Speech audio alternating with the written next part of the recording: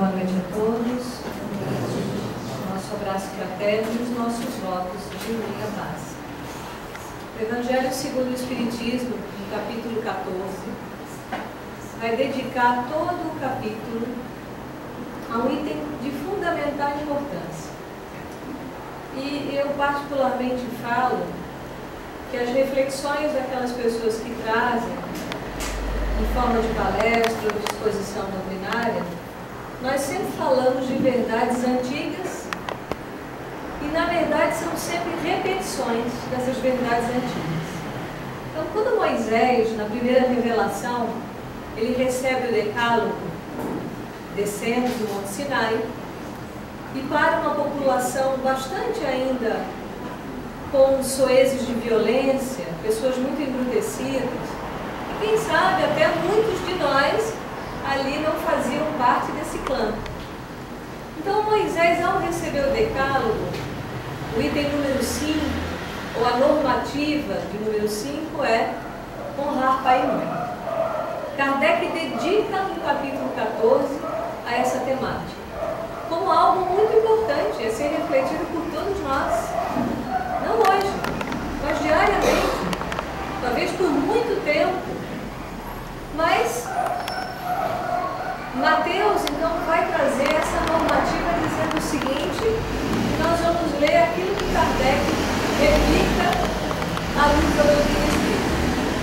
Então, Mateus, e depois em Êxodo também vai ter o Decálogo, o item 5, falando o seguinte: honrai a vosso pai e a vossa mãe, a fim de viverdes longo tempo na terra que o Senhor vosso Deus vos dará. Então, quando Moisés traz essa normativa, ele fala de uma promessa. Para onde Moisés movia aquele povo? Movia aquele povo para a terra prometida. Os hebreus eram escravos do povo egípcio. Moisés, então, lança essa promessa. E como eram pessoas muito rebeldes, ele diz: se você honra pai e mãe, você vai ter a terra prometida. Na verdade, isso é uma promessa, muitas vezes, como nós fazemos hoje. A gente pede algo, a gente se propõe a algo, desde que a gente ganhe algo em troca. Isso é uma promessa. Mas Kardec, ao fazer essa leitura dessa normativa, ele vai colocar o seguinte: ele vai fazer uma pequena modificação já.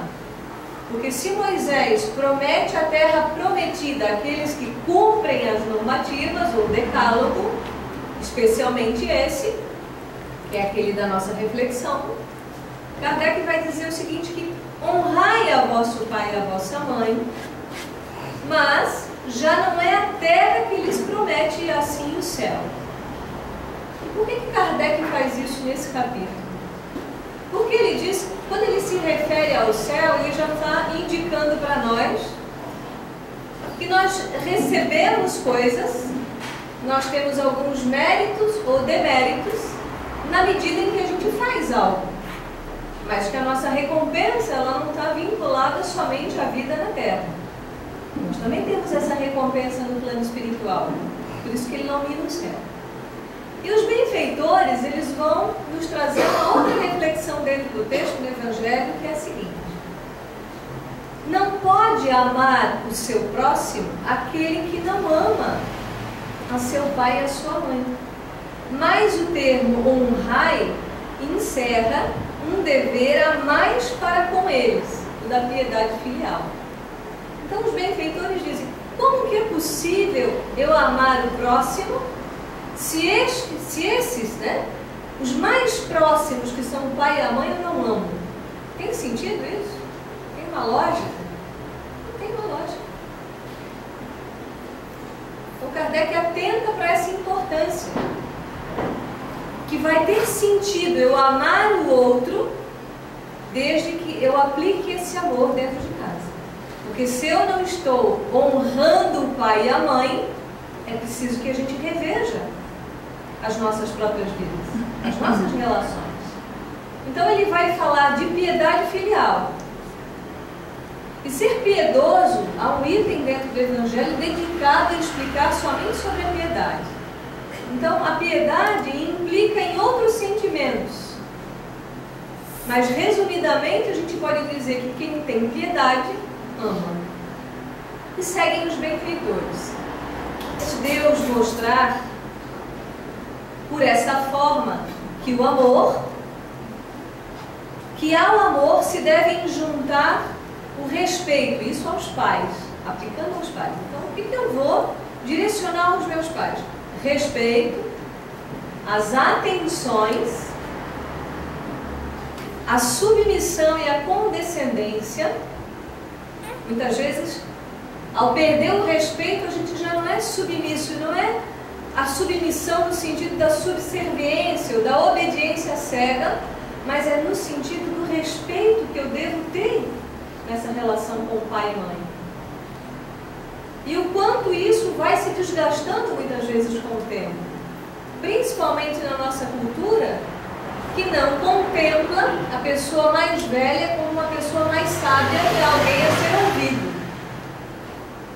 A nossa estrutura social é a estrutura do descarte. Na medida que vai ficando velho, vai descartando, vai botando cada vez mais longe e de preferência não participar.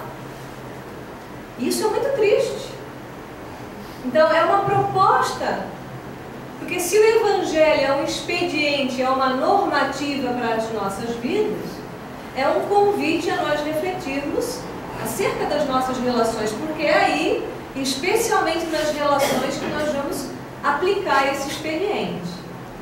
Então eles falam da atenção, da condescendência, e que envolve a obrigação, ou seja, o dever de cumprir-se para com eles, para com os nossos pais, de modo ainda mais rigoroso. Então, se eu, na maioria das vezes, sou bom com os outros, eu sou paciente com os outros, eu devo ser mais rigoroso nessa normativa em casa. Eu devo ser melhor ainda com os meus pais. Eu devo mais respeito a eles. Eu devo mais honradez a esses pais. E fica uma pergunta para nós: nós conseguimos aplicar isso nas nossas vidas? Como nós vemos o pai e a mãe? E esse honrar também está implicado em ter gratidão. Será que eu agradeço ao pai e à mãe? Porque eles já nos deram aquilo de mais importante que a gente poderia receber. O que os pais nos deram de mais importante? Você está com um bebezinho bem novinho no colo. Então, uma mulher que se presta a um processo gestacional de 9 meses, e muitas vezes acompanhada de um homem que não tem muita sensibilidade, isso nós vemos também muito, que ainda não consegue capturar esse nuance do milagre da vida. Ou, igualmente, muitas mulheres que passam pela gestação sem se sensibilizarem o suficiente, porque a gente também vê mulheres, ao parir, abandonar o bebê. Mas por onde passam essas relações? Quem é esse pai e quem é essa mãe? Nos é dado saber essa ordem? Por que veio antes esse homem, essa mulher, que são os meus pais nessa vida, e por que vim eu em primeiro, ou segundo, ou terceiro, nessa linhagem das gestações? É dado saber essa ordem? Não. Não é importante saber isso. Mas é importante, quanto à ordem, saber que quem vem antes, a gente tem que ter respeito. E muito respeito. Então, será que eu olho para o pai e para a mãe e eu sou capaz de agradecer por essa vida? Ou será que eu vou esperar eles adoecerem e desencarnarem? Porque muitas vezes também nós vamos encontrar essas situações extremas, por exemplo, num velório, onde as pessoas estão tendo verdadeiras catarses sobre aquele cadáver, a alma já não está mais ali, aquele espírito já abandonou aquela roupagem, mas esse filho lamenta porque não disse para esse pai e para essa mãe: muito obrigado, obrigado pela vida, obrigado pelas diretrizes. Quantas vezes um filho é incapaz de externalizar o que sente? de dizer ao pai e dizer à mãe: eu te amo, do jeito que eles são. Ah, mas e o pai violento? E o pai que muitas vezes, ou a mãe que comete violências extremas? É o pai que eu mereço. É o pai que eu escolhi. É a família a qual eu combinei para reencarnar. É uma experiência necessária. E aqui nós não falamos isoladamente daquele ato de violência. Mas ninguém passa realmente pelo que não tem que passar. Por mais que nós soframos reveses ao longo da vida, mas as dores mais pungentes que nós vamos sentir, aquelas mais graves, as mais latentes, são aquelas que nós vamos viver dentro da nossa família. Ou pelos laços do afeto. Essas são as dores que mais vão tocar a nossa alma. E porque são essas dores que vão nos ensinar a lição que nós precisamos. Então, quem é o pai e quem é a mãe? Quem são essas almas que se reencontram ali? Chico Xavier, no livro Luz no Lar, ele traz uma narrativa, pela sua psicografia, de um espírito que fala de uma história.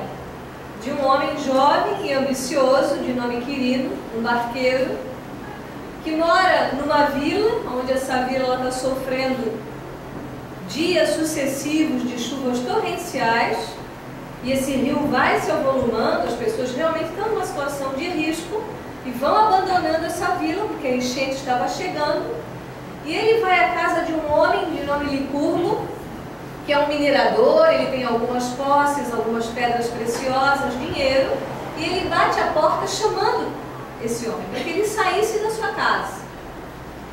E esse senhor, já muito idoso, ele diz: não, eu tenho certeza que a água não vai chegar aqui. E num momento de imprevidência desse homem mais velho, Quirino empurra a porta, lança esse homem no chão, o mata, o embrulha em alguns panos, toma-lhe as chaves, revira a casa, realmente ele acha as pedras preciosas, o dinheiro, joga o corpo no rio, e por conta do peso da sua consciência ele vai para uma outra cidade. Isso é uma história real.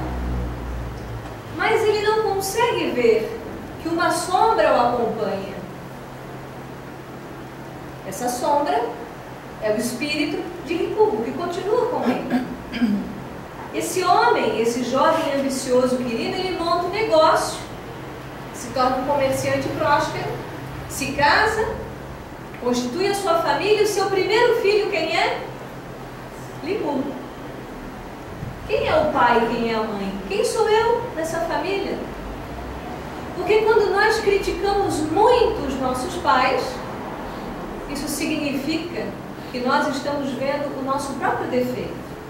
Quando nós cobramos muito dos pais, nós perdemos a gratidão. Porque os nossos pais estão nos dando aquilo que eles conseguiram construir ao longo da sua vida. E como é difícil para a gente entender isso. Ter gratidão já naquilo que eles nos deram. Eles nos deram uma vida. E isso é a coisa mais importante, acima de qualquer coisa, que um pai e uma mãe pode dar ao seu filho. Ah, mas o meu pai me abandonou. A minha mãe nunca me deu carinho.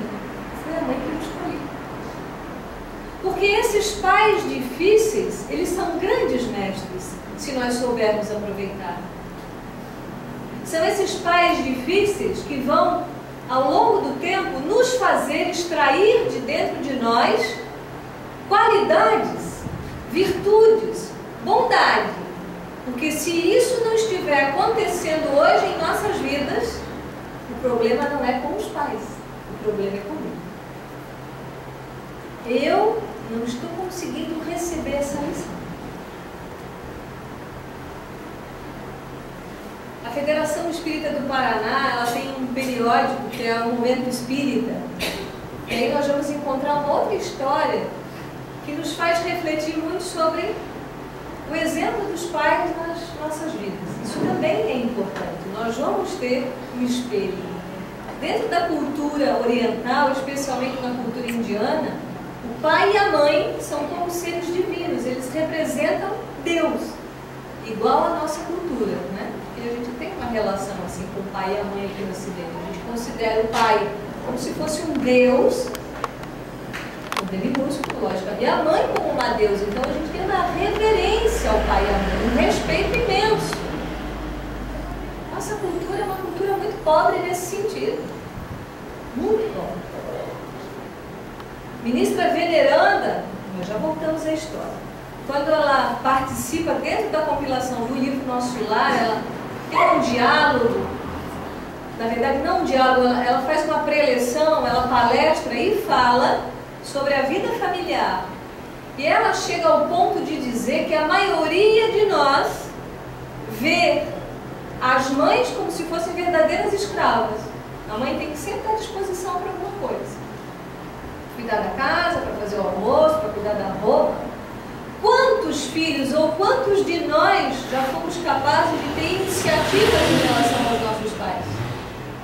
Diante de que eles nos peçam, que a gente se disponha a fazer algo. E às vezes como demora, às vezes aquele filho precisa ser pai, precisa ser mãe, para entender os pais.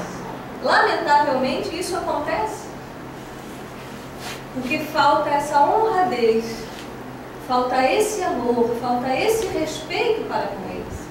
E se nós não conseguimos ter êxito na relação pai e mãe, dificilmente nós vamos ter êxito em outras relações, isso é fato.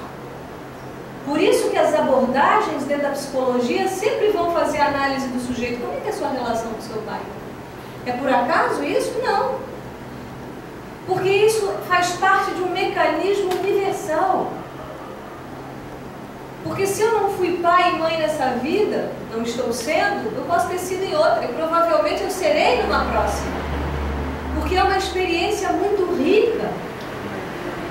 Porque no momento em que você abre um espaço para ser pai e mãe, você já está combatendo veementemente o seu egoísmo. E não por conta só da biologia, de ter esse filho da sua barriga, do seu sêmen, do seu espermatozoide, do seu óvulo, mas há muitas expressões de maternidade e paternidade, e não só pela adoção. Como o próprio Jesus, quando recomenda a Maria de Magdala, já não podendo ser mãe, ele diz a ela: Maria, você pode ser mãe dos filhos do mundo. Porque se fala em sentimento de doação, de se doar integralmente. Esse é o sentimento do Mater Pater. E Deus é assim para conosco. Deus é pai e mãe. Porque há a benevolência em Deus, a bondade em Deus e a justiça. A justiça é a lei, é o pai, é o gênero masculino, é a razão. Mas a benevolência, o coração, é o gênero feminino, é a mãe. Com aquela intuição, com o seu coração dentro da relação. E o Pater e Mater se equilibram, dando caminho e norte para esse que chega como filho. Um filho da carne. Porque nem sempre nessas estruturas familiares nós vamos ver laços realmente por afinidade de madureza, de relações que já têm amor verdadeiro. Ainda as nossas relações familiares são relações de resgate. E às vezes nós ainda temos a petulância de reclamar, como se merecêssemos uma condição melhor. E nós falamos muito em casa, para nós termos filhos melhores, nós temos que ser pais melhores. E para nós termos pais melhores, nós temos que ser filhos melhores. Quer uma mãe melhor, seja um filho melhor. Quer um pai melhor, seja um filho melhor. Então as relações se equilibram. E no momento espírita nós vamos encontrar dois jovens gêmeos, dois meninos, e nós vamos encontrar uma figura de um pai alcoólatra, muito violento, de uma mãe muito boa, muito bondosa, gentil, afetuosa. E nós vamos presenciar nessa história, num dos momentos de extremo alcoolismo do pai, ele bate na mãe até a mãe chegar a óbito. E esse jovem, já na adolescência, depois que a mãe falece, cada um vai para uma instância, cada um segue uma direção. Passados muitos anos, nós nós vamos encontrar um desses jovens acordando na sua casa pela manhã, numa bela casa, praticamente numa mansão. E acorda carinhosamente a esposa com um beijo e diz a ela: querida, você pode ficar na cama hoje. Deixa que eu vou dar café da manhã para as crianças, vou levá-los ao colégio e sigo para a empresa porque hoje eu darei uma entrevista. E ele assim o faz.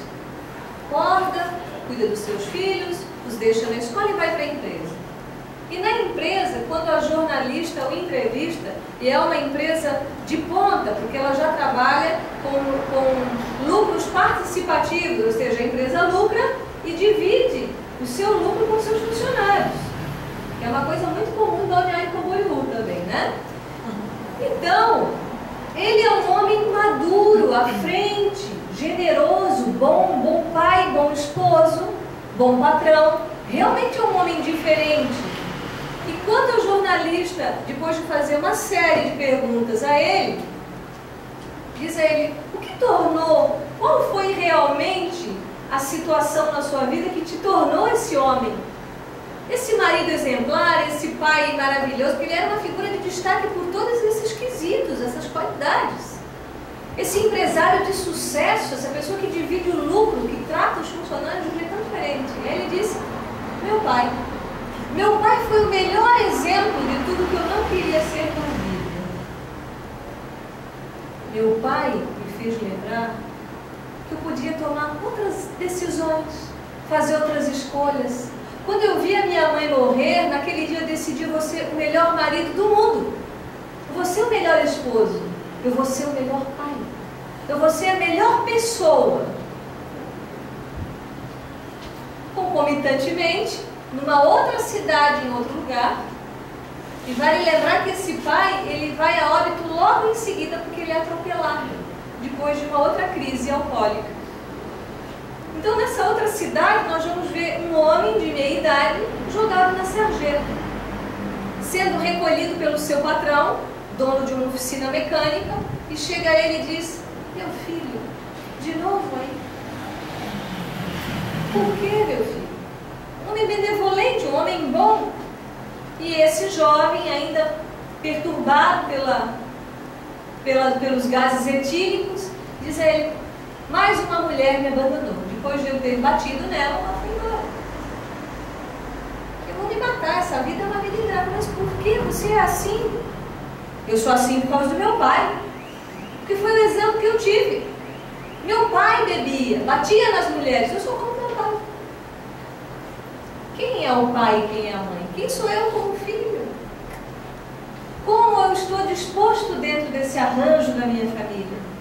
Porque independente de como seja esse pai e essa mãe, as nossas escolhas nos cabem. Nós temos esse grande presente que é a vida.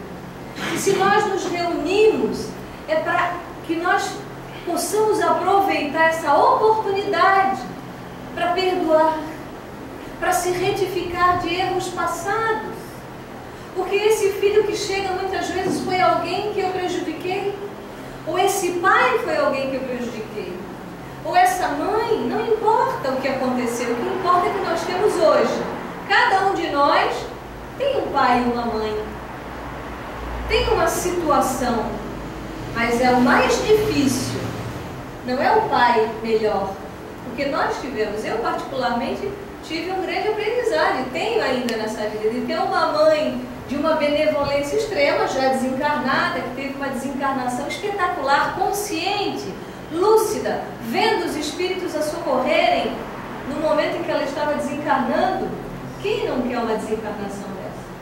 Porque muitas vezes na minha infância eu não sabia quem vinha tomar café da manhã na nossa mesa, porque vinha um indigente, uma pessoa da rua, qualquer um que batesse na porta da nossa casa, ela convidava para, no mínimo, oferecer uma refeição. Essa era a minha mãe.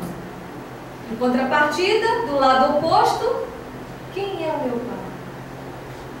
Uma pessoa que não trabalhou-se intimamente.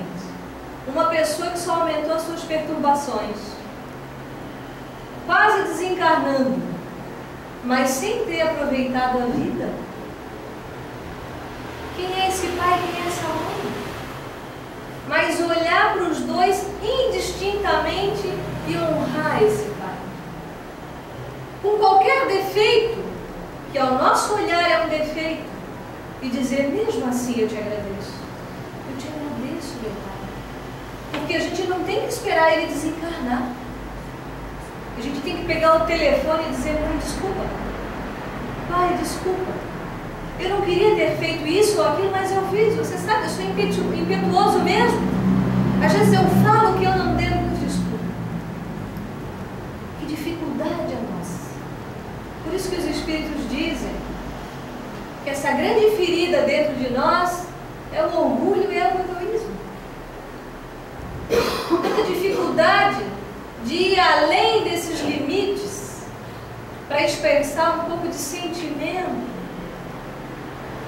Lógico que nós não vamos entender os nossos pais, como explica muito bem a Mafalda, de um cartunista argentino.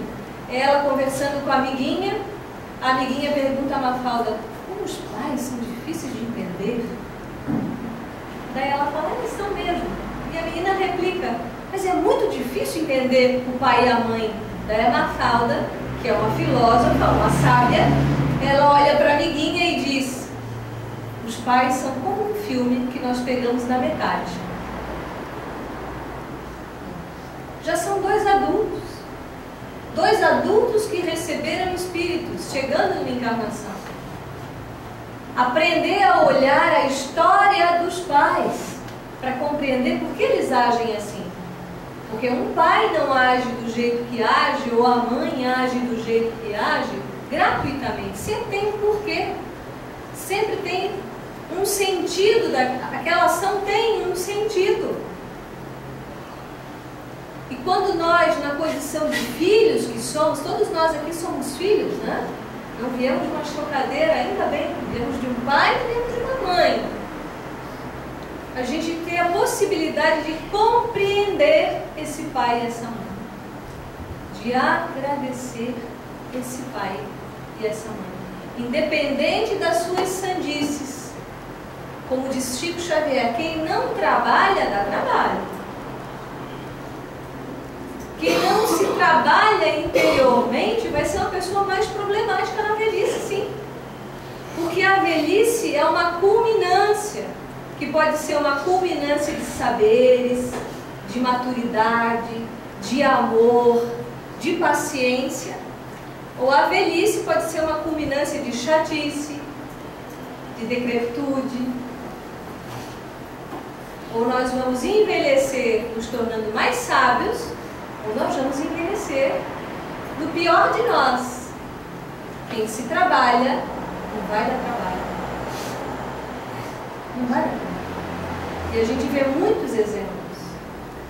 De todas essas pessoas, como Chico Xavier, como Divaldo, 80 e tantos anos, Irmã Dulce, Madre Teresa, Gandhi, aos 79 anos, laborando no bem. Gandhi teve uma experiência tão forte com o seu pai que ele narra na sua biografia. Ele era um jovem muito travesso e não tendo coragem de dialogar diretamente com o pai acerca das suas travessuras, ele escreve uma carta ao pai e o pai está acamado com uma fístula, bastante doente, e ele dá a carta para o pai em silêncio e o pai lê aquela carta. E o pai chora copiosamente, chora emocionado. E ele abre os braços, sem falar nada, e eles acolhem o filho, acolhem o Gandhi nos seus braços. E Gandhi diz, ali eu tive a minha grande referência para o movimento da não violência na Índia. Foi o que levou ele a libertar a Índia do jugo inglês. Como essas relações são impactantes para nós. Mas como nós podemos ressignificar essas relações? Porque se hoje eu tenho um pai e uma mãe, e a nível espiritual nós somos um pouco, um meio a meio, nós temos uma parcela dessa polaridade masculina, nós temos essa parcela da polaridade feminina, e nós transitamos em muitas existências, migrando de um sexo a outro. Então, homens, vocês podem ser mães na outra vida.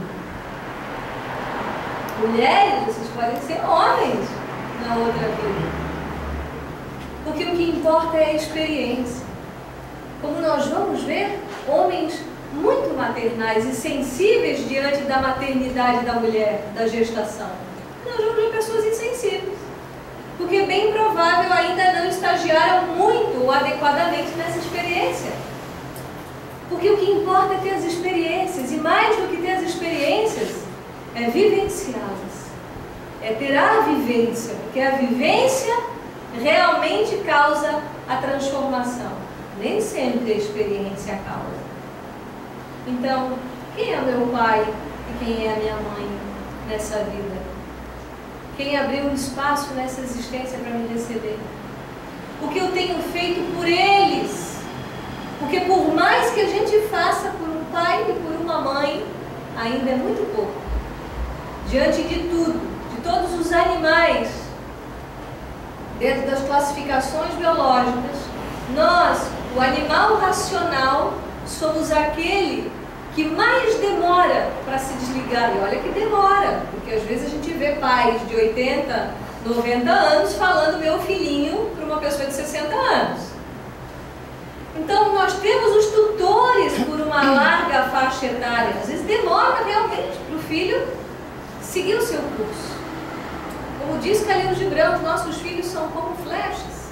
Ou vai dizer Sócrates, são como um vento, eu não sei de onde vem e para onde vai. Então quem é o pai que vive? Que nós possamos, meus irmãos e irmãs, refletir acerca dessas figuras tão importantes na nossa vida, tão emblemáticas, para que nós possamos, na nossa madureza, conseguirmos a nós próprios autopaternarmos, automaternarmos, porque assim nós vamos realmente não só compreender, mas honrar pai e mãe. Muito obrigada pela atenção e paciência de todos.